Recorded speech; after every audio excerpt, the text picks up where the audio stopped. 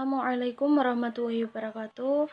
Kami dari kelompok 7 akan mempresentasikan hasil diskusi dari kelompok kami. Saya sendiri Maghfirah NIM 1219075. Yang kedua, Maitri Sudaryanti NIM 1219077. Yang ketiga, Hardini Febriani NIM 1219078. Yang keempat, Muhammad Fanha Aditya NIM 1219079. Kelima, Regina Rizky Novi Amanda NIM 1219080. Selanjutnya, di sini kami akan mempresentasikan hasil diskusi dari kelompok kami yang berjudul Perjanjian Baku. Yang pertama, yaitu pengaturan hukum perjanjian baku. Kontrak baku dalam Undang-Undang Nomor 8 Tahun 1999 tentang Perlindungan Konsumen. Dalam undang-undang tersebut, pasal 1 angka 10 disebutkan bahwa klausula baku adalah setiap aturan atau ketentuan dan syarat-syarat yang telah dipersiapkan dan ditetapkan terlebih dahulu secara sepihak oleh pelaku usaha yang dituangkan dalam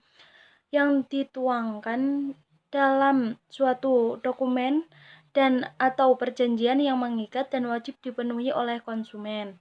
Suatu perjanjian dianggap dipenuhi oleh konsumen. Suatu perjanjian dianggap terjadi setelah para pihak mengatakan kesepakatan. Lebih jauh memahami tentang kesepakatan para pihak, bahwa pada hakikatnya dalam hubungan hukum perjanjian, kesepakatan yang terjadi terbentuk karena proses tawar-menawar.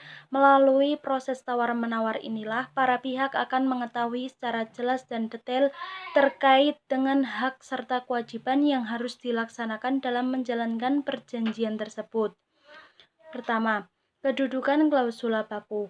Kedudukan klausula baku dalam hukum perjanjian di Indonesia dapat ditelusuri dari dasar hukum yang mengatur terkait dengan klausula baku tersebut, serta pengetahuan klausula baku dalam hubungan keperdataan yang dilakukan oleh para pihak.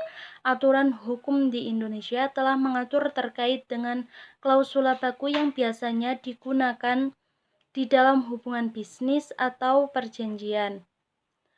Dalam hal ini dapat dilihat di dalam ketentuan pasal 18 Undang-Undang Nomor 8 Tahun 1999 tentang Perlindungan Konsumen.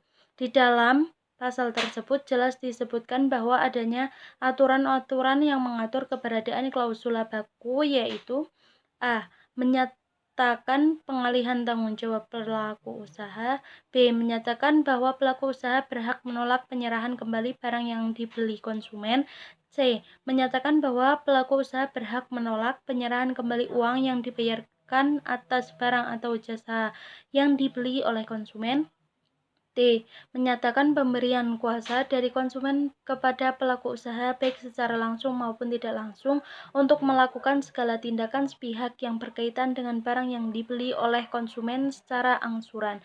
E. Memberi hak kepada pelaku usaha untuk mengurangi manfaat jasa atau mengurangi harta kekayaan konsumen yang menjadi objek jual beli jasa. F. Mengatur perihal kebuktian atas hilangnya kegunaan barang yang atau pemanfaatan jasa yang dibeli oleh konsumen. Selain itu, dalam pasal yang terdapat di dalam pasal 18 Undang-Undang Nomor 8 Tahun 1999 ayat 2 menyebutkan bahwa pelaku usaha dilarang mencantumkan klausula baku yang letak atau bentuknya sulit terlihat atau tidak dapat dibaca secara jelas atau yang mengungkapkannya sulit dimengerti. 2. Isi perjanjian agar dapat mencapai keadilan berkontrak. Keadilan berkontrak dapat terlihat dalam suatu perjanjian ketika kedua belah pihak mencapai suatu kesepakatan untuk sama-sama mengikatkan diri kepada adanya tekanan dari pihak lain. Dalam hal ini, kontrak tersebut dilakukan secara sukarela. A. Posisi tawar para pihak. B. Adanya negosiasi. C. Kejujuran dalam bertransaksi.